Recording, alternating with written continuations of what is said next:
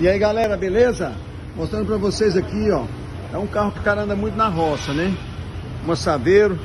Aí a gente coloca aqui uma lona pra parar a terra. Mas desmontou aqui um barulhinho na embreagem. Olha aí, ó. Partiu tudo aqui, ó. Tá vendo? Platô. Se você não sabe, é isso aqui, ó. Tem esses componentes todinho, ó. O pedaço que falta. Tinha dado um barulhinho na embreagem, né? A embreagem vai ficando pesada e a pessoa vai se acostumando. E acontece isso aí, ó. Chegar a um ponto desse. Olha o que aconteceu aqui na caixa. Colar de embreagem, destruiu. Garfo. Colar de embreagem, rolamento desligador, né? Muitos falam rolamento desligador. É isso aqui, ó. Tá vendo? Comeu a embreagem e tudo. E aqui agora nós vamos no nosso protocolo. Lava todo o alojamento aqui do câmbio, deixa tudo limpo.